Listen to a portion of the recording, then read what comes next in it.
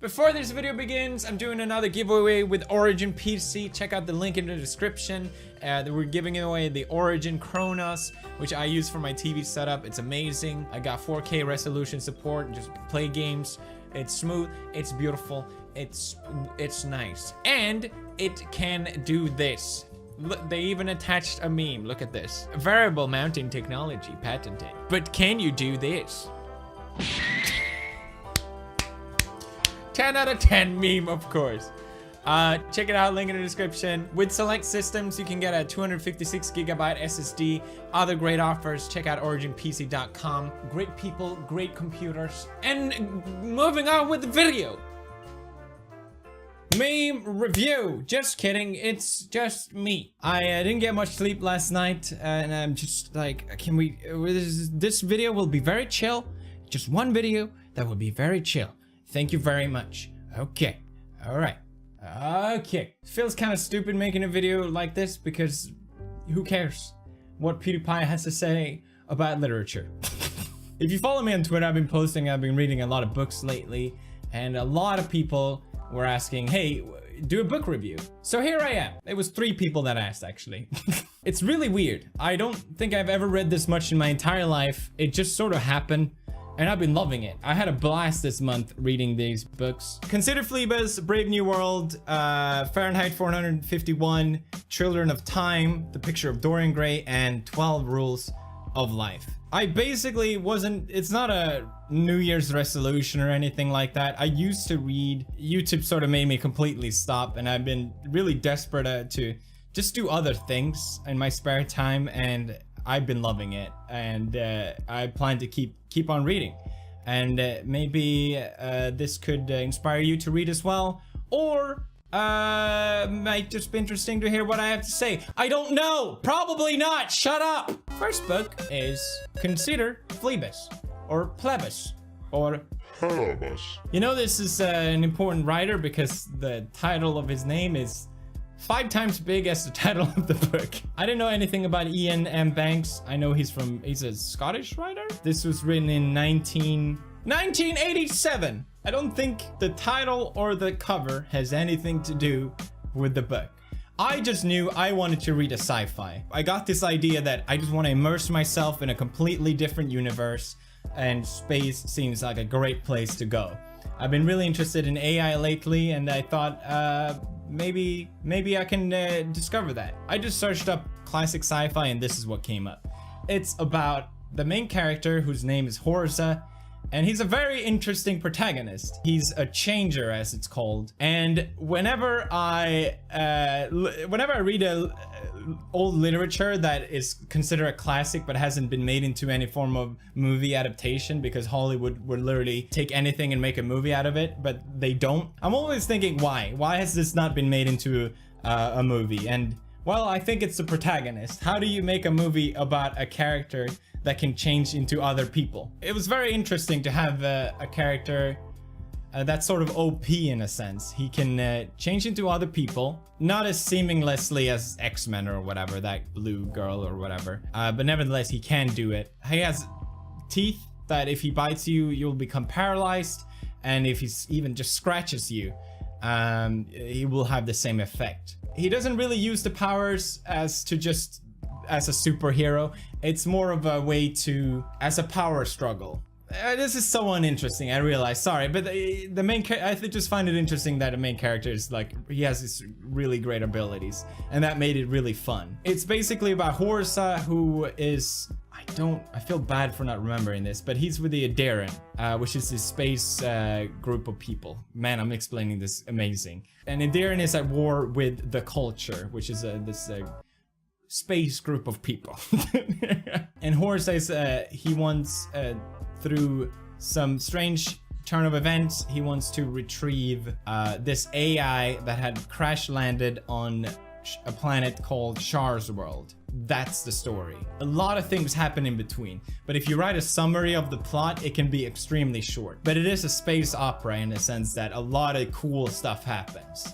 You know, they fight at a temple, they play this crazy space game. Things that didn't really was necessary for the plot, but it was fun to be part of the journey. And that's what I enjoyed about it. Ian, the writer, loves the culture. It's very clear while reading this that he loves describing what the space civilization is, what their morals are, what their ideas are, and he spends a lot of time on this. And personally, I found it a bit boring after a while. I wanted to know more about Horsa. Why is he part of the Adiran? Why does he want to retrieve the AI so badly? What is his motive as a character? What is that drives him through to want this so badly? We never really find the answer to that, which I find to be kind of annoying. But it wraps up nicely in the end, and it's overall just a fun space adventure. I think that's really all it is. So I would rate this 3 out of 5 stars. It was alright. It was okay. Moving on, I wanted to read a dystopian futuristic sci-fi. I read 1984 by George Orwell before, and it's one of my favorite books. It was a book that really left an impact on me. The meaning and the story tied together really gripped me, and I think about it a lot. A lot of people suggested Brave New World by Aldous Huxley, which is very similar to 1984, but they sort of tackled the same issue, but completely different perspectives. Basically, Aldous describes a future. This was written in 1934, I think, or something like that, a long time ago. And Aldous describes a future horror scenario. Human as a society, I think the year was like 2150 or something like that. We have a society where we are just perfectly content. There's no problems, there's no diseases, people are born out of labs through the Bakanovsky effect. People are born without a mother or a father, they're just genetically produced. People are born into hierarchies, so you have the hierarchies and social castes of alphas being the top guys, beta, gamma, deltas. Is that the right order? And everyone is just content where they are. The alphas are happy they're not deltas, and deltas aren't happy they're not alphas. And if there's ever a problem for the people in the society, they just take soma. They brainwash themselves with drugs, and they just feel better. It sort of plays on the blissfully ignorant sort of way of living. And this is how people want to live. This is how people are happy to be. Then another character gets introduced who grew up outside of civilization. He's called a savage. He is basically us. He has the same ideas and values as we do, and he meets this new world, the brave new world, the civilization that is completely different. And the contrast between the savage and the civilization was hilarious. I laughed so much while reading it. As an example, he tells the civilization that he has a mother. A mother? I love her. You love her? It's very funny. I'm not even sure it's supposed to be funny, but I laughed out loud a lot of times while reading it. But then the story, like I said, it might not seem as bad as in the beginning, but the story turns very grim, and you understand that this is not a way to live. This is actually a horror scenario, and the ending left, just like 1984, a very big impact on me. I think about this book a lot after reading it. I love this book. I think it's a masterpiece. 5 out of 5. It's an incredible piece of literature. I could not recommend this enough. If you like dystopian futures, you probably read it already anyway. It's very interesting as well to compare it to 1984. 1984 was just written by George Orwell. Described a future, just to oversimplify, he described a future horror scenario as well, where the government doesn't want you to read books, I guess you can say. But Aldous describes the same fear, but he describes a future where society doesn't want to read book. We just rejected it. We reject the knowledge ourselves. So it's very interesting to have two fears brewed into different perspectives. Moving on, I don't need to go on too much. So naturally, I wanted to read more dystopians because I read 2 and I loved them. So a lot of people suggested Fahrenheit 451, written by American writer Ray Bradbury. And you see here on the back, Ray Bradbury's gift for storytelling reshaped our culture and expanded our world. Barack Obama. I hated this book. Comparing this book to Brave New World, it makes this seem so shallow and so petty I'll try my best to explain why I didn't like this book, because I know a lot of people love this book. And I know a lot of you probably have read this book because, ironically, your teacher told you to read this book. I bet you that's the case. And the irony of that is that it probably will turn people off reading books because it's not an interesting story, but it carries a very important message. So teachers want kids to understand this message about why literature is important, but it's just gonna turn them off. That's how I imagine it. Anyway, I need to explain what the book is about. Sorry. It's about Guy Montag, who's a firefighter. Sorry, he's a fireman, but he doesn't extinguish fires. Get this? He burns books. Burning books. Guys, burning books is bad. Obviously, that's an important message, but I just found it to be told in a very shallow and uninteresting manner. The meaning was the story, not the story itself, which I found to be kind of annoying.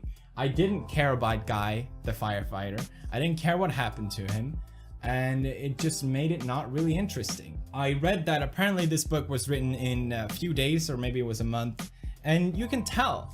Compared its writing style to Huxley, this is a joke. I felt like, since it didn't really have a story, I'm just reading Ray Bradbury's ideas and his fears directly, and it just came across as kind of petty and anti-innovation. Maybe at the time it was more reasonable to have the fear that in the future we're not going to care about books anymore. That's Ray Bradbury's fear. He's fear that we're going to listen to the radio while doing other things. And he makes a good point, actually, now I think about it, about how we want to consume media so quickly now. That I did resonate to, and he sort of goes over the top with it. He seems like the kind of person that will tell you don't spend too much time in the front of the TV because your eyes will become squared. And to me, that just seemed like against innovation in the future. Yes, he was probably right about how quickly we want to consume media, but people still read books.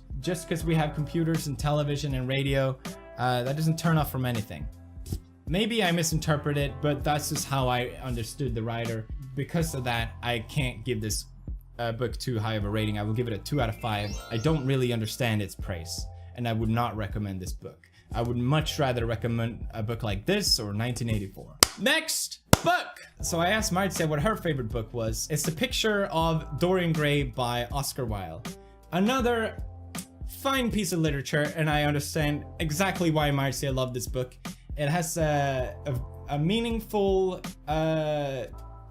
story with sort of horror elements to it, and I think that hits. That's just what Marcia would be interested in. The story is about Dorian Gray, who gets painted by Basil, this painter, and the third character, which name is Lord Henry.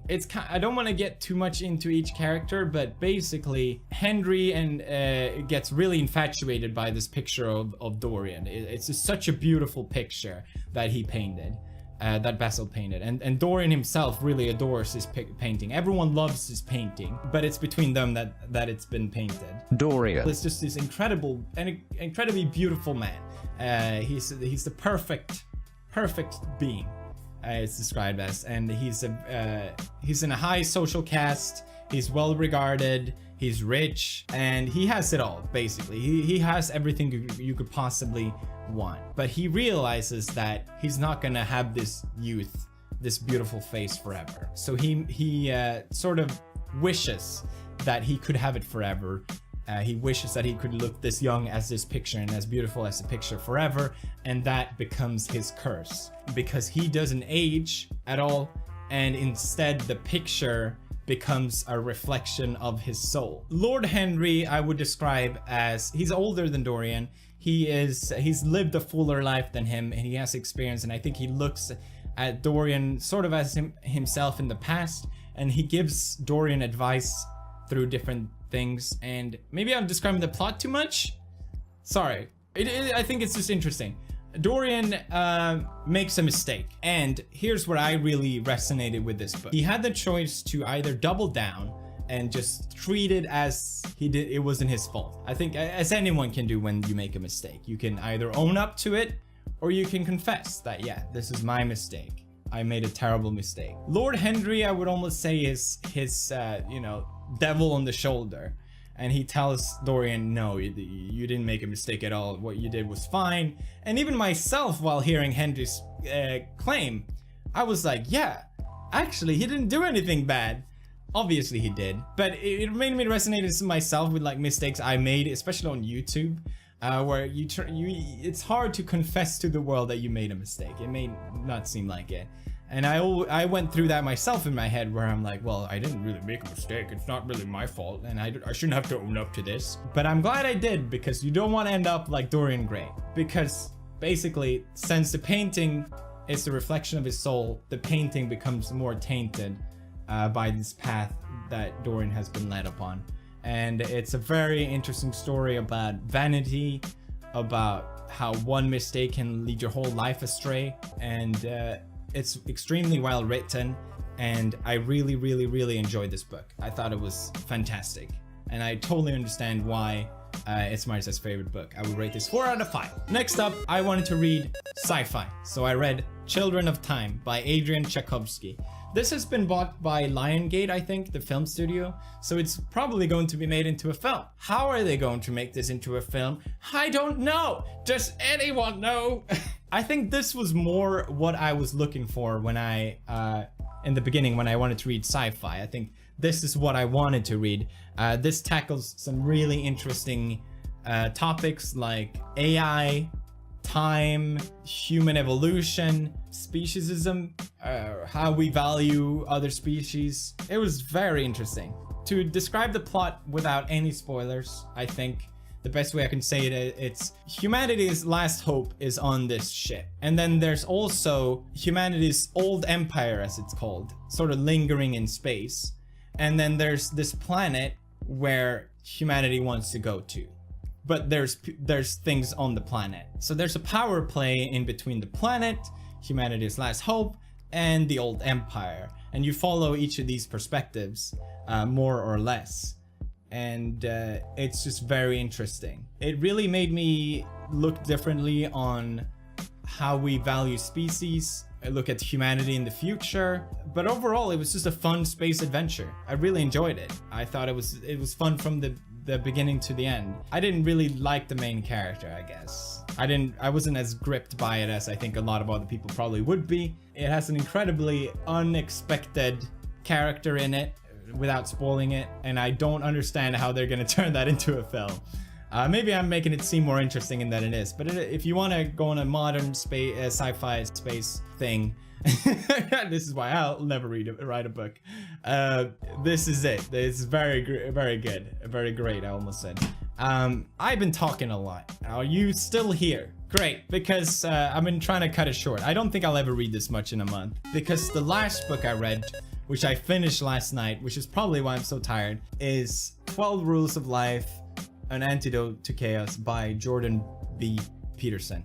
You may know about Jordan B. Peterson already. He's very popular on YouTube for being sort of a free thinker. He's sort of a controversial figurehead as well, and I think he's gotten a lot more flack than he deserves because of it, because he's very cut and dry with his ideas, which is why he's been so embraced by the internet and disliked by media, which I can sort of relate to. Have you seen that interview he did with Channel 4? It's sort of gone viral. It became a meme almost, because the lady that tries to interview Jordan try and strawman argue against him. She keeps going, oh, so you're saying this? But you're just saying that's the way it is. You're saying women have some sort of duty. So if you want domination, want to dominate. But you're saying basically it doesn't matter if it made her goal was to make him look bad and trash Jordan's name in this interview. He completely shut her down, and it made her look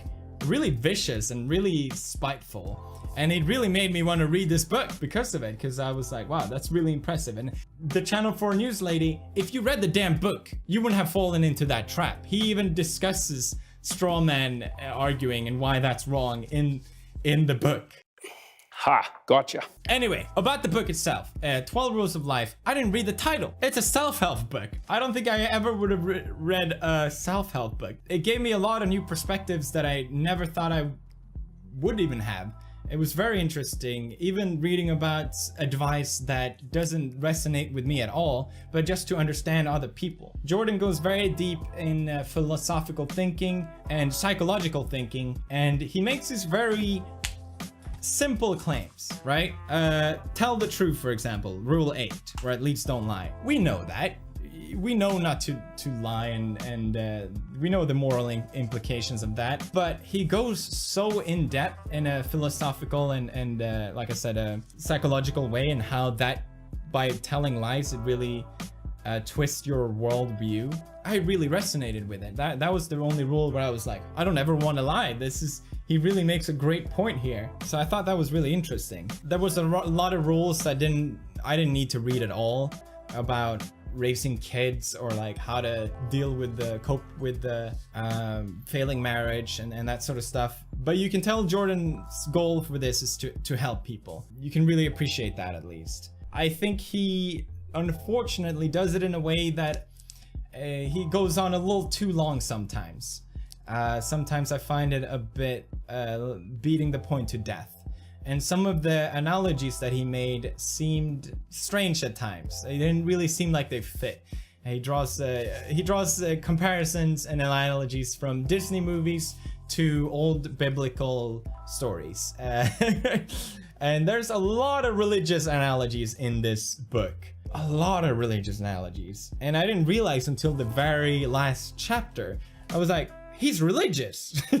I thought he grew up in a Christian household or something like that. And the reason that he drew a lot of religious analogies was because to prove the point that we always knew about this, or maybe this is something that we've known for thousands of years through this biblical text. Whenever I look at self-help, I can't help but feel a bit critical. Like, what is this, some sort of cult book or something like that? And finding out that he was religious in the end, it sort of changed my perspective on the book. I know that's kind of stupid maybe, but even Jordan himself brings it up that the past can be changed from the future, and finding out that he's religious. It's not that big of a deal, but I feel like it's probably unfair for me to say, but anytime self-help, I'm like, this is just some sort of cult following bullshit. It's not at all, but it made me look more critically at the rules, which I think you should do anytime you get advice about how to live your life. So I think that was fine. It didn't ruin anything for me. But surprisingly, like I said, I really enjoyed this book. It was very fun to read. I will definitely take some lessons from this book. Absolutely. And it also made me understand other people around me better. That was the book I read in January. I want to keep reading. I hope this was fun to listen to. I know I've been going on a long time, 30 minutes. It's probably cut down a bit. I had a lot of fun talking about these books. I had a lot of fun this month having a hobby that doesn't involve YouTube. I used to read, but YouTube just took over my life. Hopefully this might inspire you to read more as well, and maybe you'll pick up one of these next month if you want to join me. Book club. I know already which books I'm gonna read next month. Not all of them, but I know I want to read Beyond Good and Evil from Friedrich Nietzsche. Everyone talks about Nietzsche all the time. I never read anything from him, and Jordan mentioned him a lot, so I knew I wanted to read this. I want to read Life 3.0 by Max Tegmark, which is he describes AI and how it may or may not affect us in the future. He's a Swedish genius. I don't know if he's a genius, but the people compare him to the Swedish Elon Musk, and Elon Musk even praises the book. My parents recommended this as well, so I started already a little bit, and it's very interesting. And I want to read what you guys suggest me. Let me know in the comments if there's anything that you think I might be interested in. Leave a like if you enjoyed. I really hope you did. If anything, this is just one video compared to a lot of other where I go and act like a Dorian. So that's it. Goodbye. Bye now, squad fam. Is my Dorian. hair up like this whole time?